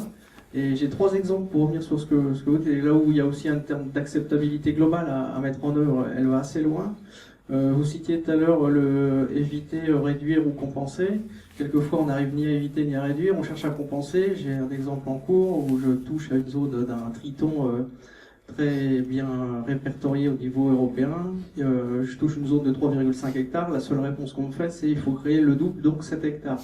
J'imagine que pour que le triton puisse s'épanouir, il ne suffit pas juste de créer 7 hectares dans un coin, il faudrait travailler aussi le projet intelligemment. Deuxième exemple, sur les bassins paysagers, on fait aussi pas mal de bassins paysagers qui au final après sont dénaturés par un service sorti de nulle part parce qu'il n'a pas été associé trop tôt, qui d'un seul coup vient mettre des barrières, des garde-corps tout autour des zones qui ont été créées, sous la raison acceptable que des publics peuvent venir éventuellement le week-end et qu'une chute même à 80 cm peut être une noyade. Donc ça aussi, ça péjore des projets qui ont pourtant été travaillés avec des paysagistes, quoi. Dernier exemple sur les bassins d'orage qu'on a fait. Même avant de faire des jeux d'eau, etc., on imaginait récupérer les tranches supérieures de l'eau, qui est de l'eau pluviale quand même, hein, de l'eau propre pour s'en servir, pour laver les bassins derrière avec un petit surpresseur. Donc c'est de l'eau à 6 bars, c'est un Karcher, petit Karcher, qui nous a été refusé à plusieurs reprises parce que l'eau n'étant pas traitée quasiment eau de baignade ou eau potable, le fait de l'envoyer à 6 bars peut projeter des produits pulvérulents potentiellement toxiques pour les agents d'entretien. Donc du coup, on continue d'envoyer 120 mètres cubes d'eau potable pour nettoyer le bassin ensuite, quoi. Donc je pense que nous, on a une vraie difficulté derrière. On est convaincus, on a souvent des projets qui le méritent. Et après, c'est cet échange où on est parfois heurté à de très grosses difficultés de compréhension. Donc, je ne sais pas si là-dessus, vous avez des retours d'expérience des commissions dans lesquelles j'imagine vous devez participer également, quoi. Merci.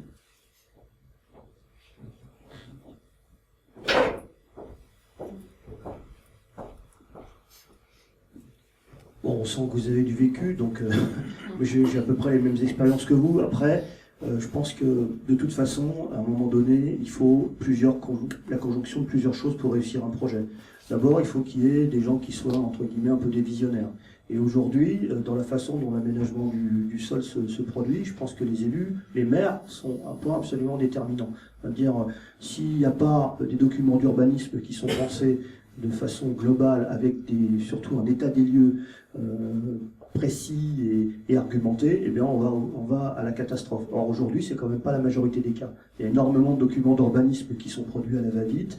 En gros, voilà, on répond à des questions qui sont, comme je disais tout à l'heure, en fait, on est dans une petite commune, il manque 10 élèves pour que l'école maternelle reste, et on construit 10 pavillons et puis on se pose pas la question de savoir ce que les gens vont avoir. Et les néo-ruraux qui s'installent, qu'est-ce qu'ils demandent? Ils demandent une crèche, après ils demandent un gymnase, etc. Et puis on voit bien comment ça se passe.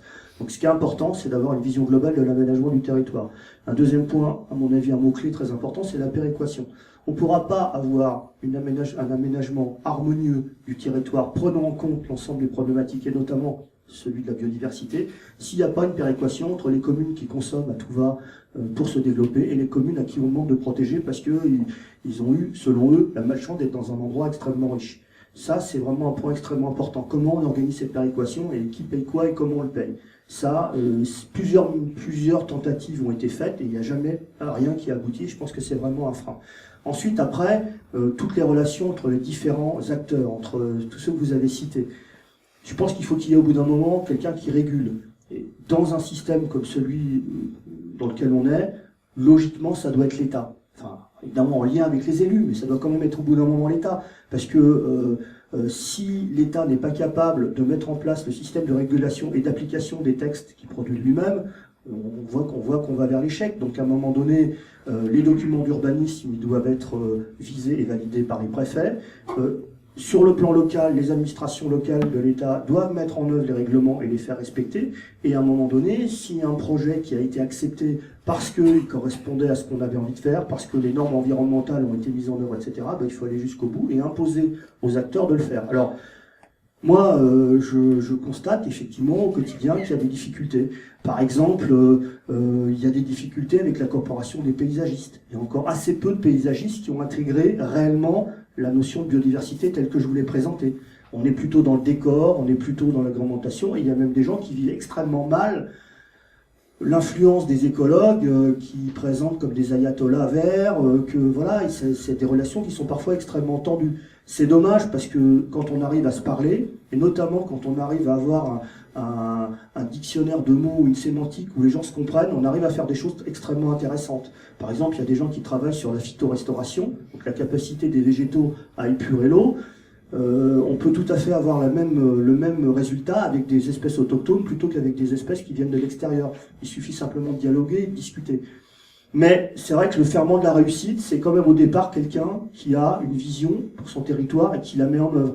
Moi, je connais des exemples, par exemple, pas très loin d'ici, dans la vallée de la Marne, où un élu qui avait une sensibilité environnementale a dit bon, ok, moi je veux bien qu'il y ait des carrières qui s'ouvrent chez moi, parce que à un moment donné, moi j'habite pas une hutte, donc j'habite des bâtiments qui sont fabriqués en béton, donc il faut bien extraire du sable pour fabriquer du béton. Mais par contre, je veux pas qu'on restaure le site n'importe comment. Je veux qu'on le restaure de telle et telle façon pour que ça permette aux oiseaux de venir. Et derrière, mon projet, c'est de créer une zone riche qui sera visitée par les gens, etc. Et effectivement, le projet a eu lieu. Et le projet s'est fait. Et aujourd'hui, c'est un site qui a été racheté par le Conseil régional d'Île-de-France, qui est médiatisé. Il y a une maison de la nature qui va être construite. Et donc, le projet, il fonctionne. Mais il a fallu que ce soit au bout d'un moment quelqu'un qui ait l'idée. Et ce qui manque crucialement, c'est une vision globale du territoire. Donc en fait, agir localement, penser globalement, bon, c'est un peu une tarte à la crème, mais c'est quand même ce dont on manque très sérieusement. Et je pense qu'en matière d'urbanisme, on a encore, à mon avis, d'énormes progrès à faire. Et quand on voit le décalage qu'il y a entre les études qui sont menées pour établir des documents dont je parlais tout à l'heure, par exemple le schéma directeur d'aménagement de l'Île-de-France, et puis derrière les documents inférieurs, les SCOT, les plus, on est parfois un peu sidéré, quoi. C'est-à-dire que il y a quelque part, à un moment donné, de la perte en ligne, et c'est vrai que c'est dommage parce que au départ, le projet n'est pas forcément, enfin, est intéressant, et s'il était mis en œuvre, participerait de l'intérêt général.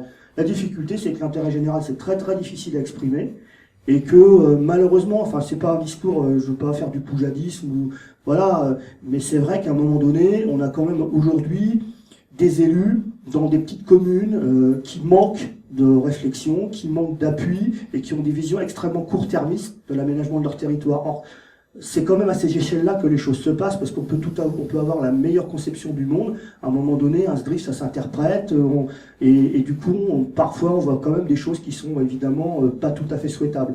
Et puis, dernier point que vous avez évoqué, le multi-usage, là aussi, c'est une révolution culturelle. C'est-à-dire que, comme je l'ai dit tout à l'heure, moi, je suis sidéré de voir comment, par exemple, les bassins d'orage ou les bassins d'eau pluviale sont traités dans certains pays. Alors, je connais pas très bien la Suisse, mais je connais assez bien les Pays-Bas. Ou même les ronds-points, enfin les délaissés dans les ronds-points d'autoroute, ça grouille d'oiseaux, il y a de la végétation, etc. En France, on fait des trucs, c'est bétonné, dès qu'il y a 3 herbes, on vient les faucher. Enfin, ça coûte de l'argent, ça sert à rien, c'est pas utile.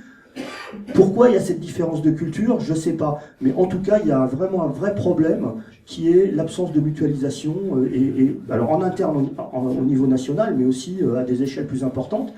Même si de plus en plus, il y a quand même des organismes qui essayent de favoriser cette mutualisation et ce partage, parfois il y a quand même des choses qui sont assez étonnantes.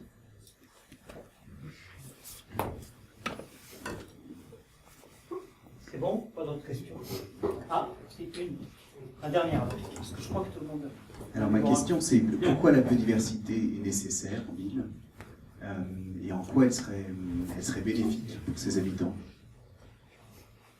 Alors, bon, c'est un peu ce que j'ai dit depuis le début de mon propos, mais grosso modo, la biodiversité, comme je disais, c'est le tissu vivant, c'est-à-dire que, imaginez, si je prends une comparaison avec le corps humain, voilà, vous avez un squelette, hein, et puis éventuellement une tête, hein, et puis vous demandez au squelette de marcher et de se déplacer. Il ne va pas se déplacer, dès qu'il va faire un mouvement, tout va tomber. La biodiversité, c'est les muscles, c'est les organes et c'est la peau. Si vous enlevez d'un corps humain ça, il ne peut plus vivre. Donc la biodiversité, c'est absolument ça. C'est-à-dire que vous ne pouvez pas vivre hors sol. Le mythe de croire qu'on pourrait vivre dans des cubes en béton nourris par des pastilles, ça ne marche pas. Enfin, d'abord, personne ne l'a jamais envisagé et ça ne marche pas. Donc la biodiversité, on ne s'en rend pas compte. Mais il faut aussi que vous compreniez une chose, c'est que la biodiversité, elle est dans notre corps. Je veux dire, la flore intestinale que vous avez, c'est des centaines de milliers d'espèces. Vous avez sur votre peau, à l'heure actuelle où je vous parle, peut-être 300, 400, 500 espèces d'invertébrés qui sont en train de grignoter votre peau sans que vous vous en rendez compte. C'est donc la biodiversité, c'est nous, elle est partout, elle est dans notre environnement, voilà. Et donc si on la fait disparaître, eh bien tout simplement on disparaîtra avec elle. Vous savez, il y a des indicateurs qui sont déjà assez pertinents là-dessus. Hein. J'en ai parlé, la santé, ça a été mesuré. Il y a tout un tas de phénomènes qui sont très directement liés à ça. Et puis il y a aussi un point, je réinsiste là-dessus, mais c'est l'aspect culturel. Voilà, qu'est-ce que c'est le Grand Moule s'il n'y avait pas Lamarck? Qu'est-ce que c'est? Enfin, regardez, les impressionnistes, ils ont peint quoi? Ils ont peint des scènes de guinguettes, etc. Mais dans la guinguette, vous avez la Marne, vous avez les arbres. Les impressionnistes, l'école de Barbizon, ils ont peint quoi? Ils ont peint la forêt de Fontainebleau. Ils ont peint. Enfin, je veux dire, c'est une source d'inspiration, c'est une source. Aujourd'hui, j'imaginerais pas un monde dans lequel il n'y aurait pas de la biodiversité. Enfin, ça serait invivable. Et on s'en rendrait compte très rapidement. Et d'ailleurs, nous qui avons la chance d'être dans un pays développé et qui sommes des gens qui pouvons voyager, qui pouvons aller voir ailleurs, donc on n'est pas carencés, voilà. Mais les gens qui en sont privés au quotidien, ils en ressentent sans vraiment s'en rendre compte et sans faire la relation, ils sont extrêmement mal. Voilà. Et tout à l'heure, ce que je vous disais aussi, je le crois vraiment. Je pense que les gens qui sont séparés de la nature développent des comportements violents, développent des comportements qui sont immaîtrisables et immaîtrisés. Et le virtuel, ça a beaucoup de conséquences. Donc je ne peux pas vous dire mieux que c'est notre vie. Nous sommes, nous individus, la biodiversité. Donc si on la supprime, on nous supprime. Mais pensez quand même à quelque chose d'important, on terminera là-dessus, c'est que ça va très vite. Et on est dans un système d'emballement. Les crises de biodiversité dont je vous parlais, ça a pris... Les dinosaures, ils ne sont pas disparus du jour au lendemain. Ils ont mis des centaines de milliers d'années à disparaître. Et ils ont été remplacés par d'autres espèces. La caractéristique de la 6e crise d'extinction, c'est qu'elle se passe à une vitesse telle que les espèces qui disparaissent ne sont pas remplacées par d'autres. Donc on va vers un effondrement. Il faut la meilleure image que je puisse vous donner, c'est un château de cartes. Voilà. Quand vous enlevez la carte du haut, le château, voilà, vous en enlevez 2, voilà. Par contre, là, on est en train de tirer la carte du bas. Essayez de faire un château de cartes et d'essayer de le faire tenir en prenant la carte du bas, vous allez voir. Le château, il s'effondre très rapidement. Et avec des conséquences qui sont, pour l'instant, en partie connues, mais pas totalement. Et c'est un peu, enfin voilà, on joue aux apprentis sorciers. Mais votre question elle est intéressante parce qu'il y a des gens qui, alors je ne sais pas si vous l'avez posée de façon un peu provocatrice ou pas, mais il y a des gens qui la posent de façon, aujourd'hui il y a du nihilisme dans le domaine de la biodiversité, comme il y a des climato-sceptiques, il y a des biodiversités sceptiques. Il y a des gens qui disent mais oui, nos boniments, de toute façon les espèces ont toujours disparu, etc., etc. Juste un dernier point, et je termine là-dessus, je vous le garantis. La Joconde. Aujourd'hui, il y a un consentement large pour la protéger.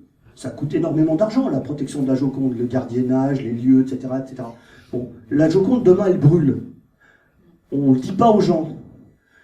On la reconstitue avec les pigments reconstitués, on la refait à l'identique. Personne ne verra que c'est un faux. Personne. On ne verra pas que c'est un faux. Demain, vous faites disparaître le cloporte, le coléoptère. Personne n'est aujourd'hui capable de le reconstituer. Tout ce les histoires d'ambre et compagnie, tout ça, ça ne marche pas. On ne sait pas aujourd'hui reconstituer une espèce disparue. Elle est perdue à tout jamais. Voilà, je m'en tiens là.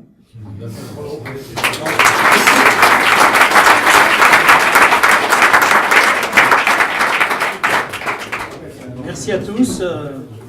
Sus au buffet. Donc, prochain rendez-vous le 12 mai avec le professeur Beru qui viendra nous parler de nos grands aînés. Voilà.